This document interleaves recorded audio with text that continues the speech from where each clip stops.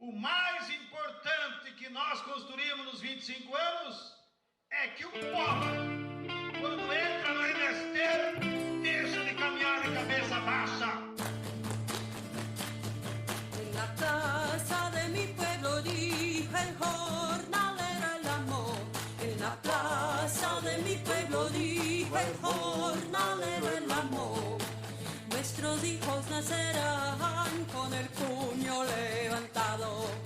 Nuestros hijos nacerán con el puño levantado. Debaixo do solo de uma floresta existe um mundo invisível.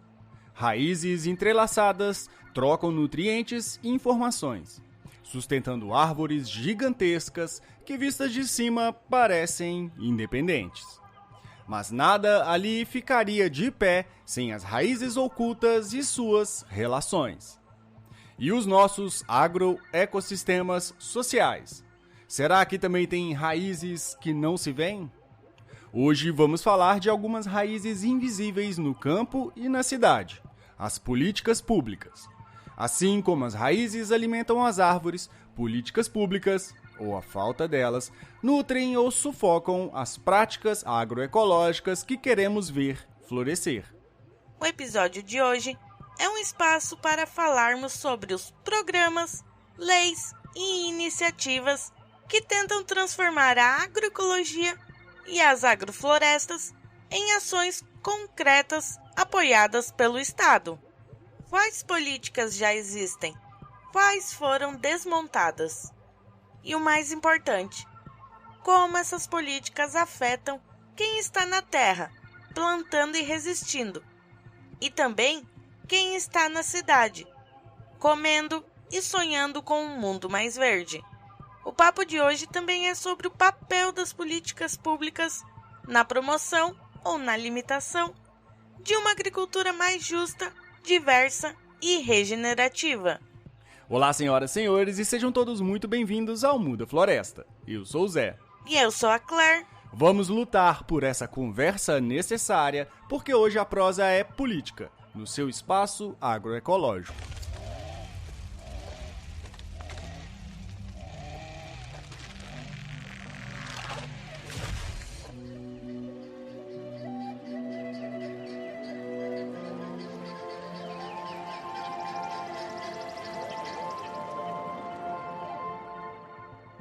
Oi pessoal, desculpa atrapalhar o episódio, mas eu tô passando para lembrar da nossa campanha no Apoia-se. O link tá na descrição do vídeo. Confere lá se você consegue ajudar a gente. Com contribuições a partir de R$5 você já pode ser uma semente nesse nosso cultivo. E temos também o nosso Pix, contato@mudafloresta.com. Muito obrigada a todo mundo que compartilha o nosso podcast. Para você que está plantando e, claro, para você que puder nos apoiar a produção de conteúdo agroecológico. E agora, de volta para o episódio. Plantar políticas, colher direitos. Essa frase ecoa nos movimentos sociais do campo e será como um mantra aqui. Precisamos relembrar a importância de práticas agroflorestais e agroecológicas para enfrentarmos as mudanças climáticas, cuidar da saúde e garantir a soberania dos povos sobre a sua alimentação. Mas reforçamos, essas práticas precisam de mais do que braços fortes e sabedoria ancestral. Precisam de apoio institucional, de reconhecimento legal, de incentivo financeiro, técnico e educacional. Já discutimos em episódios passados que a agroecologia não é só um jeito de plantar. É um projeto político de sociedade. E por isso mesmo, precisa de políticas públicas que garantam acesso à terra, incentivo à produção agroecológica e fomento às práticas regenerativas. Vamos começar do começo. O que são as políticas públicas, afinal? Pode parecer um termo complicado, coisa lá de Brasília, mas políticas públicas nada mais são do que ações e diretrizes adotadas pelo governo que influenciam a cidade de todo mundo. Sabe quando a prefeitura decide criar uma feira de produtores orgânicos no seu bairro? Ou quando o governo federal lança um programa para apoiar pequenos agricultores? Pois é, isso tudo são políticas públicas em ação. Elas podem ser leis, programas, financiamentos, serviços de assistência técnica e educação. Enfim, são as regras do jogo e os incentivos que moldam a sociedade. Se a gente compara com uma plantação, as políticas públicas são o solo, a água e o adubo, que podem fazer uma ideia crescer forte ou murchar. E por que isso importa para a agrofloresta e a agroecologia? Nenhuma floresta em pé resiste sozinha se o entorno todo for seca. Da mesma forma, um projeto agroecológico isolado fica muito vulnerável se o entorno institucional não ajudar. A agroecologia, como já falamos e temos um episódio inteiro dedicado para falar dela, é também um movimento social, um jeito de ver o mundo. Ela nasceu de prática de agricultores, povos indígenas, quilombolas, ribeirinhos, cientistas e ativistas que queriam uma alternativa ao modelo químico e monocultural da chamada Revolução Verde. Durante décadas, essas pessoas trocaram conhecimentos à margem das políticas oficiais. Muita coisa foi na base da teimosia e da paixão pela terra, sem apoio nenhum. E, na verdade, muitas das vezes enfrentando o desapoio e até perseguições das instituições, que preferiam investir no agronegócio convencional. Mas a história começou a mudar conforme esses movimentos foram ganhando força e voz. A agroecologia entrou na pauta da política no Brasil graças à luta popular. Nos anos 80 e 90, redes de agricultoras e agricultores agroecológicos, ONGs e movimentos como o MST e o Movimento de Mulheres Trabalhadoras Rurais passaram a pressionar o Estado. Queriam reconhecimento e apoio para a agricultura familiar ecológica, para a reforma agrária e para a proteção das sementes crioulas e a redução do uso de agrotóxicos. Foram organizados encontros, seminários e marchas. Você talvez tenha ouvido falar da Articulação Nacional de Agroecologia, que reúne dezenas de organizações pelo país inteiro. Pois bem, essa articulação e tantos outros coletivos passaram anos semeando ideias e cobrando mudanças dos governantes. E eis que em 2012 aconteceu uma mudança lá em Brasília. O governo federal instituiu o PNAPO, a Política Nacional de Agroecologia e Produção Orgânica.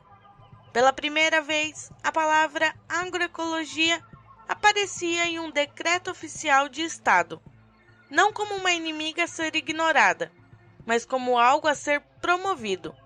A PNAPO foi um marco, resultado direto da incidência desses movimentos. Ela prometia integrar e articular várias ações do governo, apoiando a agroecologia e a produção orgânica. Isso incluía desde crédito facilitado, pesquisa agrícola aprimorada, até mercado para os produtos agroecológicos.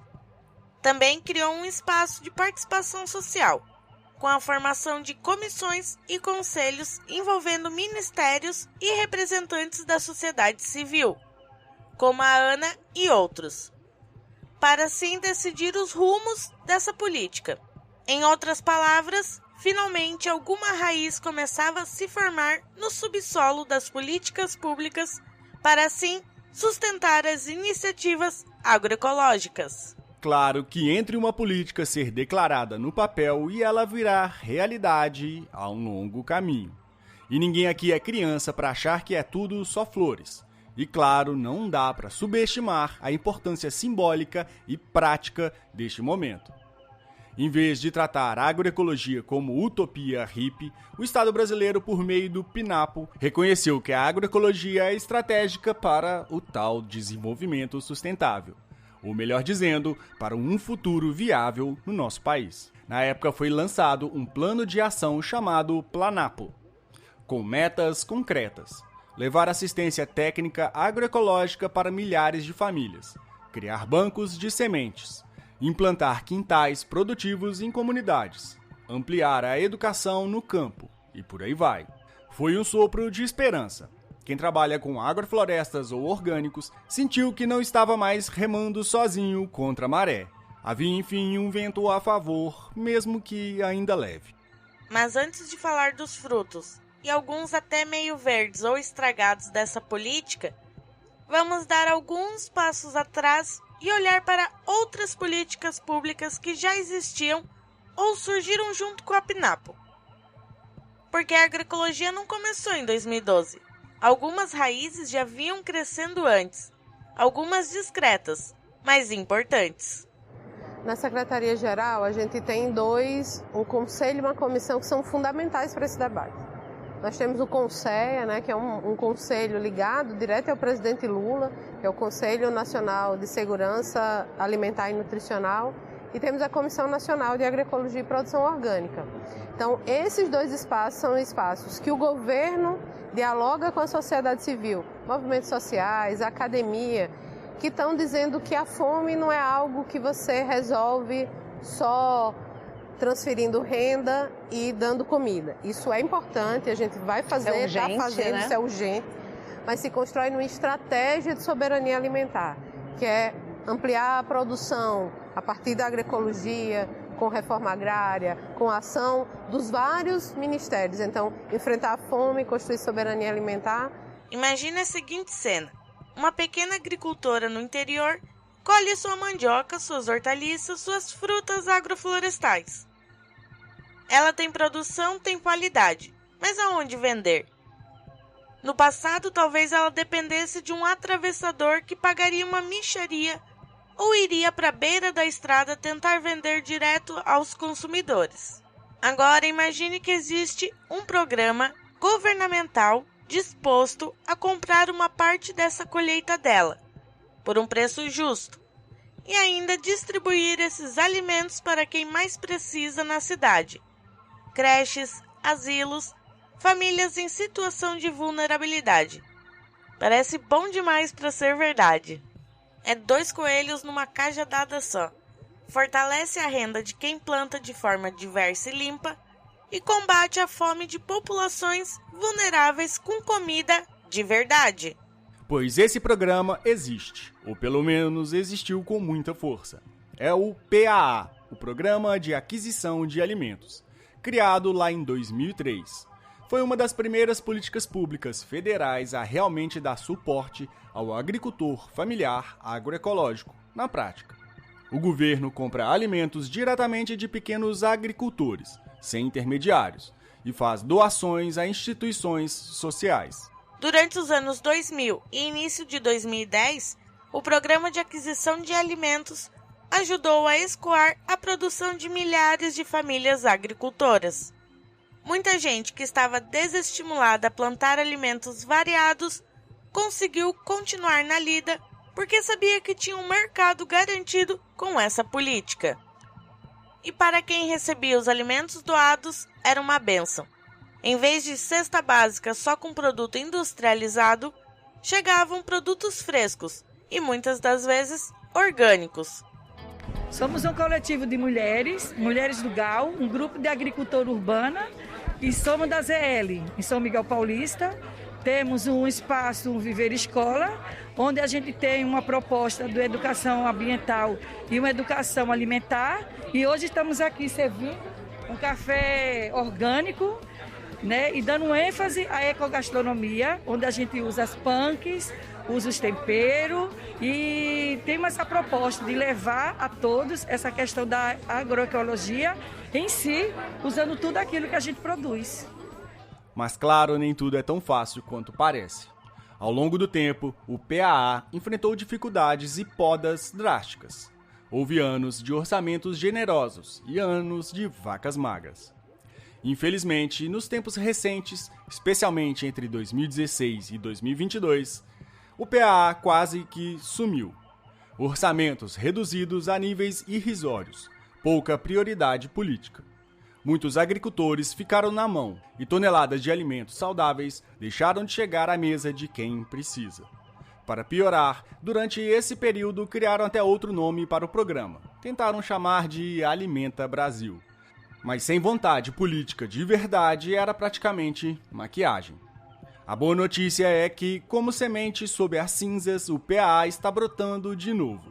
Recentemente, o governo anunciou a retomada do programa, recuperando o nome PAA e prometendo mais recursos. Ainda estamos para ver o resultado, mas é um alívio pensar que essa conexão entre o campo e a cidade pode ganhar fôlego novamente.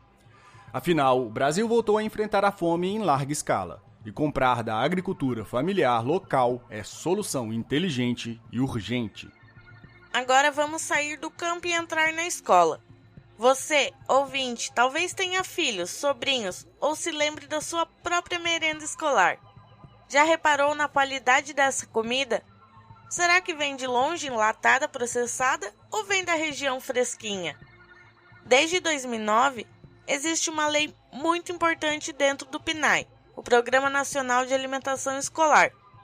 Pelo menos 30% do dinheiro da merenda deve ser usado para comprar alimentos da agricultura familiar e, de preferência, da própria localidade. Com isso, a merendeira da escola pode comprar, por exemplo, hortaliças, leite, ovos, polpas de frutas direto dos produtores próximos, em vez de receber tudo de distribuidores grandes. Essa política revolucionou muitas escolas pelo Brasil afora. Em vários municípios, cooperativas de agricultores familiares e muitas das vezes agroecológicas se organizaram para fornecer o PNAE. E, aliás, tem vários casos, né, que a gente acompanha como técnico agroecólogo, né, de transição agroecológica estimulada pelo PNAE, né. O resultado? Crianças comendo comida de verdade. E falamos no último episódio do Muda Floresta de como se alimentar bem é importante para uma vida saudável. Aquela couve refogada, aquela banana docinha de sobremesa, um suco natural.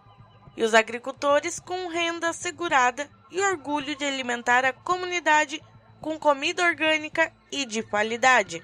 Existem casos de municípios que conseguiram até 70% ou mais da merenda vinda de produtores locais e orgânicos. Imagina que incrível a criançada se alimentando bem e aprendendo desde cedo o valor da agricultura local. Isso cria uma cultura de valorização do campo, da saúde e todo mundo ganha. No Céu Campo Limpo nós temos uma floresta de Mata Atlântica. Olha que incrível isso, né? Dá vontade de ficar aqui e plantar mais. Sim, é muito divertido, porque a gente aprende coisas novas, né? Aqui tem um lugar onde começa a raiz. Tem um objetivo mais específico de médio e longo prazo de fato, colocar a regeneração de ecossistemas como um tema importante nessas comunidades. Quando a gente fala em plantar, em regenerar um espaço, a gente fala em ressignificar aquele espaço. Eles participaram desse projeto desde o preparo do solo, fizeram várias atividades pedagógicas, desde pintura com a terra, conheceram as árvores, criou uma educação ambiental maravilhosa. Dá uma apertadinha. Ela serve para ajudar, né, ao nosso mundo, ajuda, dá frutos, dá também, elas produzem oxigênio. Ajuda a conservar também o nosso mundo. Que eles também são agentes de mudança e que essa mudança local, de alguma forma, interfere nessa mudança global. E como nada pode funcionar a mil maravilhas em todos os lugares, tem lugar que, mesmo com a lei, não chega a cumprir 30%. Às vezes, por burocracias excessivas, a prefeitura alega que é difícil comprar dos pequenos produtores, ou então porque falta organização em associações locais. E infelizmente há casos de gestores que simplesmente não se importam e continuam comprando comida de empresas gigantes e enfiando na merenda biscoito e refresco em pó. Nesses lugares, a comunidade escolar precisa pegar no pé, cobrar e fiscalizar. O PNAE é uma política pública poderosa, mas que depende de implementação local. Que dá certo, é transformador. Alimenta os alunos e também alimenta a economia local. Quando falha, é uma oportunidade desperdiçada de melhorar duas pontas, educação e agricultura, de uma vez só. Então já vimos 2 exemplos focados em comercialização e alimentação. Vamos então falar agora de educação do campo, porque a agroecologia não prospera sem conhecimento. Existe uma iniciativa fantástica chamada Pronera, Programa Nacional de Educação na Reforma Agrária. Como o nome diz, surgiu para levar a educação formal às áreas de reforma agrária, assentados e comunidades rurais. Durante muito tempo, jovens do campo que quisessem estudar tinham que abandonar sua terra e ir para a cidade, porque não havia oferta de ensino médio ou superior adaptado à realidade deles. O Pronera veio para virar esse jogo, apoiar projetos de alfabetização, ensino fundamental, médio, cursos técnicos e até cursos universitários em parcerias com institutos e universidades, voltados para a população do campo. Na prática, o Pronera ajudou a formar dezenas de milhares de pessoas no campo desde quando foi criado, lá em 98. Teve turma de direito em Universidade Federal só com filhos de assentados. Teve curso técnico em agroecologia no meio do sertão. Teve gente aprendendo a ler e escrever já adulta para poder ler um boletim técnico e melhorar a sua produção. É conhecimento germinando onde antes o acesso era negado. Muitos dos agricultores e professores de hoje nas redes agroecológicas foram formadas via Pronera, ou influenciados por ele. Isso é incrível. Significa que políticas públicas não é só sobre dinheiro, é também sobre valorizar saberes e criar novos conhecimentos adaptados à realidade local. Cada jovem que consegue estudar agroecologia e desenvolvimento rural sem precisar abandonar sua comunidade é uma vitória contra o êxodo rural e contra a ideia de que no campo não se tem futuro. Tem futuro sim, um futuro verde, desde que haja investimento em gente. Além de educação, quem trabalha com agrofloresta precisa de orientação técnica e recursos. A gente sabe que a agricultura convencional teve por décadas e ainda tem um exército de extensionistas, ensinando a usar adubo químico e veneno, e crédito barato para comprar trator e semente transgênica. E a agroecologia precisa de assistência técnica especializada e de crédito sob medida também. Houve políticas para isso. Por exemplo, chamadas públicas de ATER, que é Assistência Técnica e Extensão Rural, também foram lançadas para a agroecologia, principalmente entre 2013 e 2014. Nesse modelo, o governo financiava organizações e equipes técnicas para assessorar agricultores familiares que quisessem transicionar para sistemas agroecológicos ou implementar uma agrofloresta. Imagina a diferença que faz quando o técnico que visita a sua propriedade entende do assunto, respeita seus saberes e te ajuda a melhorar sem agrotóxico, em vez de ser aquele doutor que torce o nariz para a roça diversificada. Em diversos estados surgiram também núcleos da agroecologia, em EMATERs, os órgãos estaduais de extensão rural, graças a incentivos federais e pressão local. Isso permitiu que milhares de famílias recebessem orientação sobre conservação do solo, consórcios de culturas, manejos agroflorestais, de mercado e etc. Infelizmente, quando as prioridades do governo mudaram, muitos desses programas de ATER, agroecológica, foram paralisados ou esvaziados. Técnicos capacitados existem, mas sem apoio eles acabam realocados ou desempregados. Ainda hoje é desigual. Enquanto o agronegócio tem pesquisa e assistência farta, públicas e privadas, falando sua língua, o pequeno agroecologista muitas vezes fica sem ninguém para tirar dúvidas ou apoiar inovações. Retomar e ampliar a assistência técnica agroecológica é fundamental para dar segurança a quem quer virar a chave do sistema convencional para um sistema mais inteligente. E sobre dinheiro, então? O crédito rural tradicional geralmente não foi feito para a realidade da agrofloresta. Pense num banco. Ele prefere financiar uma lavoura de soja de 500 hectares que em poucos meses dá retorno e tem garantia de um silo cheio no final da colheita, ou uma agrofloresta biodiversa de 5 hectares e cujo colateral é, árvores e biodiversidade? A maioria dos bancos e programas de crédito ainda estão presos a uma lógica de curto prazo e monocultura. Mas houve tentativas de mudar isso também. Existe, por exemplo, uma linha de crédito chamada Pronaf Agroecologia. Dentro do Programa Maior de Apoio à Agricultura Familiar Pronaf, essa linha financia projetos de transição agroecológica com juros menores e prazos mais longos. Em teoria é maravilhoso. Na prática, muitos agricultores nem ficam sabendo que isso existe. E quando vão ao banco enfrentar a papelada, os gerentes os desencorajam ou empurram para um crédito convencional. A sociedade pode incidir no orçamento através de diferentes formas, como, por exemplo, a parceria com mandatos do Legislativo, que podem propor emendas parlamentares que, uma vez aprovadas, entram no orçamento do ano seguinte.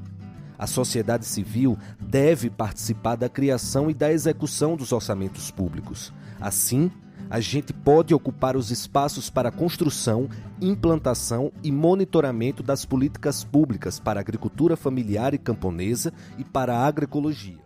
Temos também o Programa Nacional de Fortalecimento da Agricultura Familiar, o PRONAF, que visa sistemas agroflorestais e plantios em reservas legais, e outras modalidades voltadas a práticas mais adaptadas à realidade do território e do seu povo. O problema é que o volume de recursos nessas linhas especiais é muito pequeno comparado ao bolo total de crédito rural.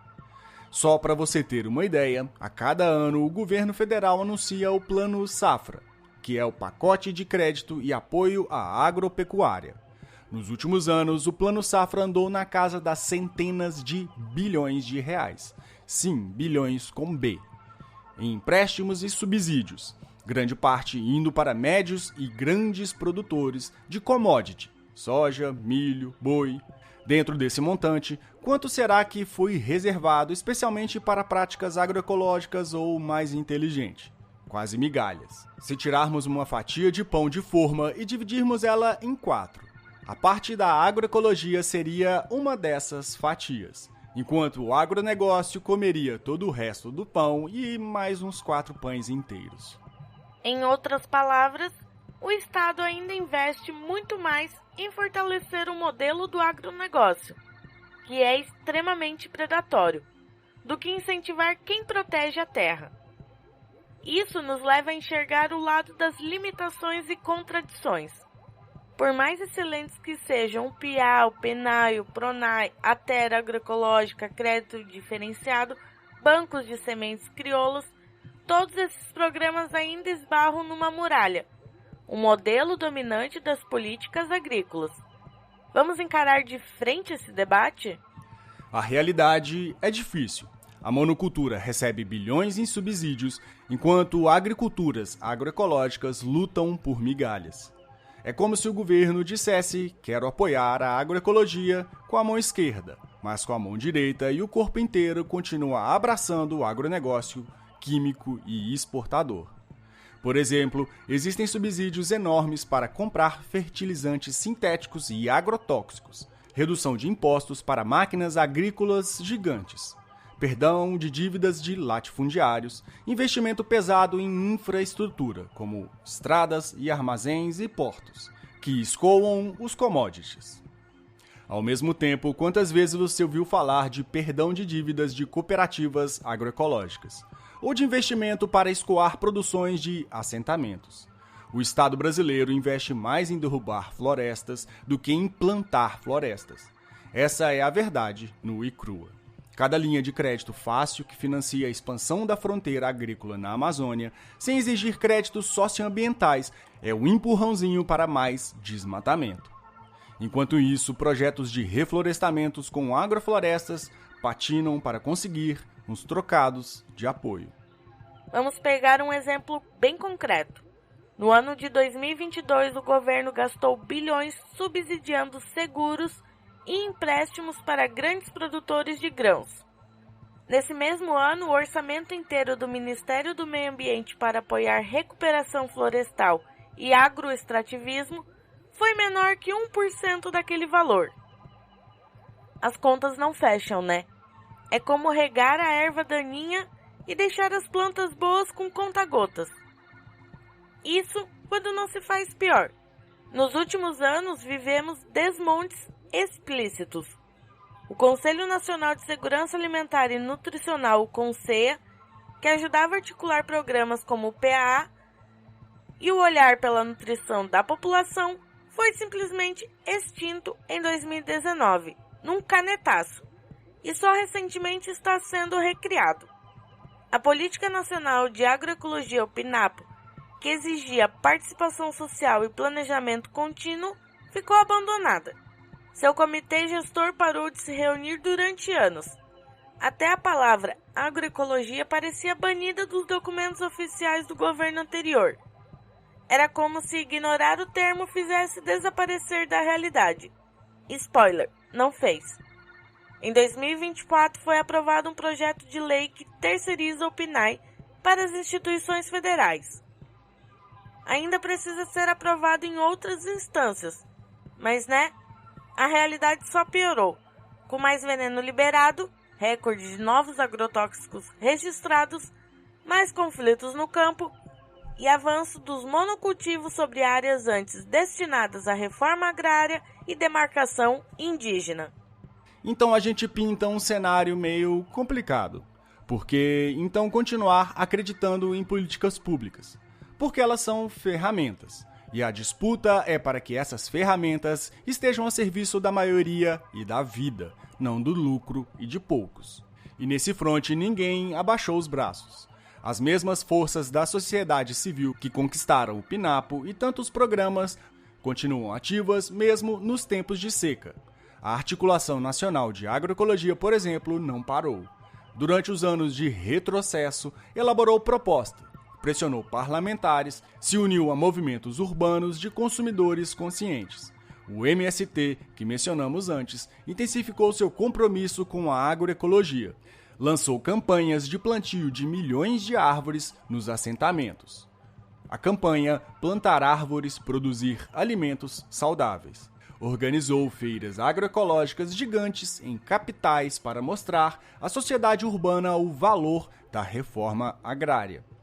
Movimentos de mulheres do campo promoveram as feiras das sementes crioulas e articularam leis municipais proibindo a pulverização aérea de agrotóxicos que envenenam comunidades. Povos indígenas e comunidades tradicionais também ergueram suas vozes. A luta pela demarcação de terras indígenas e quilombolas é parte da construção de um país agroecológico. Porque onde há território protegido e gestão tradicional, há florestas em pé e diversidade agrícola preservada. Tudo isso ferveu no caldeirão da sociedade enquanto o governo virava as costas. E eis que a maré política muda mais uma vez. 2023 trouxe um novo governo acenando positivamente para essas pautas. Mas atenção, política pública não é presente dado, é conquista constante. Se dormimos no ponto, vem outro e passa a boiada de novo, literalmente. Por isso, queremos terminar este episódio com um convite. Você, eu, todos nós, podemos e devemos participar da construção dessas políticas. Parece distante, mas não é tanto. Existem conselhos municipais e estaduais de desenvolvimento rural, de segurança alimentar e de meio ambiente. Espaços onde qualquer cidadão ou cidadã pode tentar entrar ou pelo menos acompanhar, cobrando que as promessas virem realidade. Sabe a merenda escolar que comentamos? Que tal ir na próxima reunião de pais e perguntar se a escola está cumprindo com a lei dos 30%? E aquele vereador que pediu seu voto? Cobre ele que defenda a agricultura local na Câmara, que apoie a feira orgânica, que crie programas de horta comunitárias nos bairros, que lute por um orçamento para o pequeno agricultor. Muitos municípios pelo Brasil já têm experiências inspiradoras. Há prefeituras que distribuem um vale-feira para os servidores gastarem com agricultores familiares. ou cidades que oferecem cursos de agrofloresta para a população. E até leis inovadoras como as que protegem sementes crioulas ou proíbem certos agrotóxicos dentro do município. Esses exemplos mostram que mesmo no nível local, dá para plantar políticas públicas transformadoras. Em resumo, se tem algo que aprendemos sem pressão da sociedade não há políticas públicas que nasçam ou sobrevivam. Por outro lado, quando a sociedade se organiza, ela mesma vira uma força política poderosa.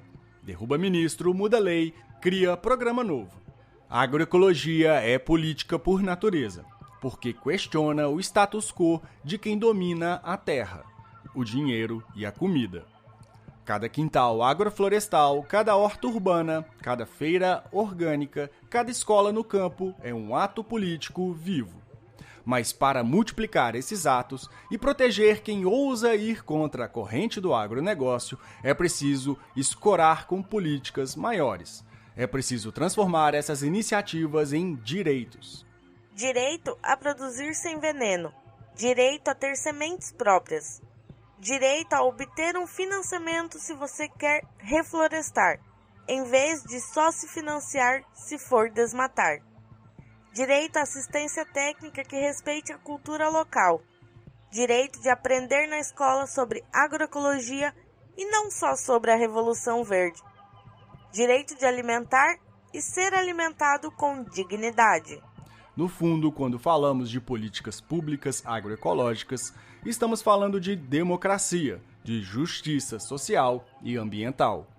Queremos que a raiz esteja saudável para que o tronco floresça e dê frutos.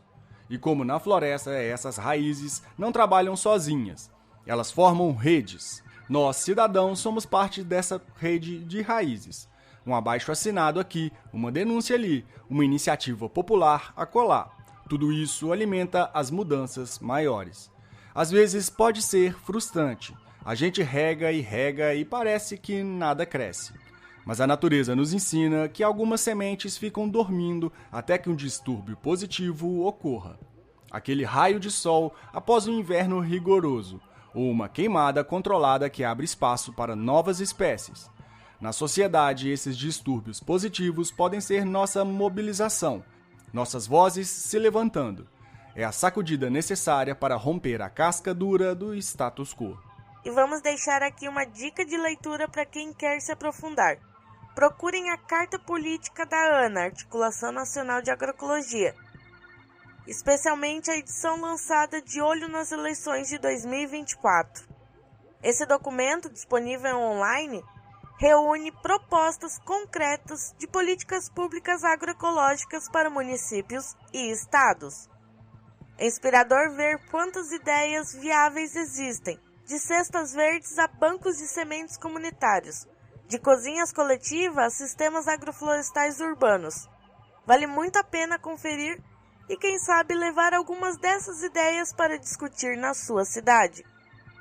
Informação é poder, e conectar as lutas locais com o panorama nacional faz a gente entender que não estamos sós. Tem muita gente plantando essas mudanças por aí. Cada vez que você vira uma notícia sobre agricultura, clima ou alimentação, pense nas raízes subterrâneas agindo ali. E quem sabe, da sua próxima refeição, você se pergunte: quais políticas ajudaram este arroz e este feijão a chegar até aqui? Quais poderiam ter deixá-los mais justos e que não destruíssem a natureza? Esse tipo de reflexão, meu amigo e minha amiga, já é agir politicamente, é espalhar essa consciência. Que a gente possa regar essas raízes invisíveis com participação e esperança, para um dia colher uma floresta de alimentos saudáveis, justos e em harmonia com a natureza. Se você chegou até aqui, talvez tenha percebido que este papo sobre políticas públicas vai muito além de leis e decretos enfadonhos. A ideia foi mostrar que por trás de cada alimento que chega ao prato existem histórias, lutas e escolhas políticas. Nada no nosso sistema alimentar cai do céu, sem decisão humana. Se hoje há veneno demais na comida e floresta de menos em pé, isso é resultado de decisões, que podem ser outras amanhã. cada fruta na feira, cada grão de feijão na panela, carrega um pedaço invisível de políticas que permitem ou dificultam que eles estivessem ali. Lembrar disso nos empodera a exigir mudanças. Não podemos esquecer de abordar as políticas públicas relacionadas a agroflorestas, destacando como ela reconhece e apoia esses sistemas, especialmente para agricultores familiares, assentados, quilombolas e povos indígenas. Além disso, o Código Florestal Brasileiro reconhece os sistemas agroflorestais como atividade de interesse social e de baixo impacto ambiental. Ele permite a recomposição de áreas de reserva legal e áreas de preservação permanente com sistemas agroflorestais. Claro, desde que haja um plano de manejo e autorização prévia. Essa legislação oferece uma base legal para que agricultores familiares utilizem práticas agroflorestais em conformidade com as exigências ambientais. O primeiro marco importante foi em 2013, a Lei nº 12.854, que visa fomentar ações que promovam a recuperação florestal e a implementação de sistemas agroflorestais em áreas rurais desapropriadas e degradadas, especialmente aquelas em posse de agricultores familiares, comunidades quilombolas e indígenas. A lei enfatiza que essas ações devem representar alternativas econômicas e de segurança alimentar e energética para os beneficiários. A legislação brasileira oferece algum suporte para a implementação de sistemas agroflorestais, reconhecendo sua importância na recuperação de áreas degradadas, na promoção de segurança alimentar e na conservação dos recursos naturais. Essas leis e diretrizes fornecem um ambiente propício para que práticas agroflorestais sejam adotadas de forma ampla e eficaz, beneficiando tanto o meio ambiente quanto as comunidades. A Embrapa também destaca que os sistemas agroflorestais são permitidos em áreas de reserva legal ou áreas de preservação permanente de pequenas propriedades ou de posse rural familiar em áreas de uso restrito com declividade entre 25 e 45 graus, desde que respeitadas as diretrizes específicas. Esses sistemas são reconhecidos por sua capacidade de otimizar o uso da terra, conciliando a produção de alimentos com a conservação ambiental. Essa política pública, além de ser economicamente muito boa, além de ser nutricionalmente muito boa, ela é, sobretudo, ambientalmente muito boa. Uma agricultura, mais voltada, mais harmonizada com a natureza, uma agricultura agroecológica, orgânica e regenerativa, porque a agroecologia é sobre isso, é sobre regenerar, é sobre trazer mais vida para nossas vidas. Então, muito obrigada e parabéns a todos e todos os envolvidos nessa causa. Estamos chegando ao final e não poderíamos encerrar sem falar de algo urgente que está acontecendo agora e afeta diretamente tudo o que discutimos hoje. O projeto de lei 2159 de 2021, que está sendo chamado de PL do licenciamento ambiental, mas está mais para licenciamento da devastação. Então também está sendo conhecida como a PL da devastação. Na prática, o que essa proposta faz é desmontar completamente as regras ambientais no Brasil. Parece exagero, mas não é. Esse projeto, que já passou pelo Senado e está avançando com força, simplesmente implanta um liberou geral, que coloca em risco nossos rios, florestas, animais e principalmente comunidades que dependem diretamente desses ambientes saudáveis. O licenciamento ambiental existe justamente para garantir que grandes obras ou atividades econômicas não destruam tudo no caminho. Eu mesmo, na época da faculdade, vi muitas mudanças nessas leis, que a gente chegou até ir para as ruas protestar contra o desmonte, que só piorou ainda mais. Mas agora querem transformar esse processo, que já estava capenga, em mera formalidade.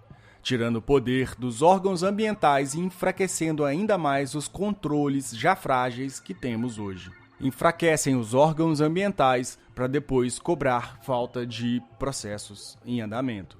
E o mais grave é que estão fazendo tudo na surdina, na pressa, ignorando a voz dos povos indígenas, movimentos sociais, ONGs e cientistas que alertam claramente sobre as consequências devastadoras desse retrocesso. Nós precisamos falar disso porque é uma questão urgente e uma ameaça real ao futuro agroecológico e às práticas agroflorestais. O que está por trás dessa proposta é ainda mais perverso. Enfraquecem os órgãos ambientais, diminuem a fiscalização, justamente para alegar que o sistema é ineficiente e por isso precisa ser simplificado. É um círculo vicioso perigoso, criado propositalmente para beneficiar interesses econômicos acima da proteção da vida. Sem licenciamento ambiental sério e rigoroso, vamos ver ainda mais devastação, mais contaminação e mais conflitos. Não há agroecologia possível se não houver ambiente saudável e protegido. Precisamos pressionar nossos representantes, cobrar posicionamentos claros e, acima de tudo, espalhar essa informação para que mais pessoas entendam o tamanho do risco que estamos enfrentando. Mobilize-se, participe, pressione, porque essa luta é de todos nós. Não dá para aceitar retrocessos desse tamanho. A agroecologia e as agroflorestas precisam mais do que nunca da nossa voz e da nossa força coletiva. Não é exagero dizer que é o nosso futuro que está sendo decidido agora. Vamos nos unir para defender nossa terra, nosso alimento e nossa dignidade, porque, como sempre dizemos aqui, é florestas ou nada. Meu nome é Angoró Quirê Pataxó, eu sou liderança do povo indígena urbanizado do povo Pataxó e eu estou aqui para dizer que não tem plano B. A devastação das matas vai acabar com a vida do povo, não só na aldeia, mas na cidade também. A gente precisa ter consciência que em 35 anos a Amazônia vai entrar em ponto de não retorno. E ao invés do povo cuidar da terra, eles estão querendo desmatar ainda mais. A gente precisa cuidar do povo na aldeia para poder ter vida na cidade. Não há PL! Não há PL! Demarcação! Em tempos de crise climática e avanço de ameaças à democracia, fortalecer a agroecologia não é apenas uma opção, mas uma urgência. Como afirma a Articulação Nacional de Agroecologia em sua recente carta política, que, claro, vamos deixar nas nossas referências no nosso site mudafloresta.com, é fundamental reconhecer o papel estratégico dos municípios na construção e fortalecimento de políticas públicas locais, que garantam soberania e segurança alimentar. Segundo a ANA, mais de 730 iniciativas municipais já vêm promovendo efetivamente a agroecologia em todo o Brasil, mostrando caminhos concretos para uma economia e produção de alimentos mais justa e equilibrada com os ciclos naturais. No entanto, a luta contra esses retrocessos socioambientais precisam estar conectados à defesa da democracia e à garantia de direitos, especialmente num contexto marcado pela ascensão de agendas conservadoras ligadas ao agronegócio predatório. A carta enfatiza também a importância da participação popular e da construção coletiva de políticas públicas, apontando iniciativas práticas como programas municipais para compra direta de agricultura familiar, feiras agroecológicas, gestão comunitária de resíduos orgânicos e proteção dos territórios indígenas e quilombolas contra o avanço da mineração e do agronegócio. Tais ações não são apenas modelos alternativos de produção, mas formas de resistência e enfrentamento direto ao racismo ambiental e ao ecocídio em curso no país. Nesse sentido, fortalecer políticas agroecológicas locais significa enfrentar diretamente o colapso climático, garantindo justiça social e ambiental, sobretudo às populações mais vulneráveis. A ANA convoca candidaturas comprometidas com essa visão a assumirem explicitamente a defesa da agroecologia como um princípio político essencial para o futuro dos municípios brasileiros e do planeta. Afinal, escolher a agroecologia é escolher a democracia, o respeito aos direitos humanos e um compromisso profundo com o futuro possível para todos nós. A gente costuma dizer por aqui que terra sem povo vira pasto e povo sem terra vira estatística. Mas tem quem escreva essas verdades com mais profundidade, mais história e mais coragem. Por isso, hoje não podemos deixar de indicar 2 livros fundamentais para quem sonha, luta e planta por um outro mundo. O primeiro é Por Terra e Território, do mestre Joelson Ferreira e Erasto Felício. Mais do que um livro, é um chamado, um mapa de caminhada para quem acredita que a luta pela terra é também a luta por memória, por futuro e por um jeito ancestral de viver em coletivo. É leitura de raiz, nascida de chão da Bahia, das experiências da teia dos povos e dos saberes construídos na prática da resistência. Já o segundo livro é Sonhando a Terra do Bem Virá, Zapatismo, Autonomia e a Teia dos Povos, de Alejandro Reis e Joelson Ferreira. Um cruzamento potente entre os sonhos zapatistas e as práticas do sul da Bahia, entre o México rebelde e o recôncavo insurgente. Esse livro é um mergulho profundo na ideia de autonomia como prática viva, não como discurso. Fala de território, sim, mas fala também de espiritualidade, de resistência e de como sonhar junto é o primeiro passo para romper com o sistema que nos adoece. Esses 2 livros são sementes. Leiam, compartilhem, debatam e ajam, porque como a própria Teia diz, não se trata só de conquistar terra, mas de construir território. E território se constrói com história, com espiritualidade, com rebeldia e com organização. E com isso vamos ficando por aqui. Mandem pra gente suas opiniões e perguntas lá no nosso Instagram. Adoramos ouvir vocês. E quem sabe as suas dúvidas não aparecem aqui em episódios futuros. Aproveite e dê uma olhada no nosso site mudafloresta.com, onde você sempre tem conteúdo extras, dicas e todas as nossas referências que usamos por aqui. E eu sou o Zé. E eu sou a Claire. E esse é o Muda Floresta. Se você achou esse assunto interessante, conhece alguém que poderia se interessar, mande esse podcast para todo mundo. Vamos espalhar mudas e plantar a palavra da floresta. Muito obrigado e até a próxima. Florestas ou nada. O que o Congresso quer é devastação, não quer saúde, não quer educação. O que o Congresso quer é devastação, não quer saúde, não quer educação. Acesse o site agroecologia.org.br, conheça mais sobre a iniciativa Agroecologia nos Municípios e faça o download dos cadernos da coleção Agroecologia e Políticas Públicas, Subsídios para a Incidência nos Municípios. Você pode transformar a sua comunidade.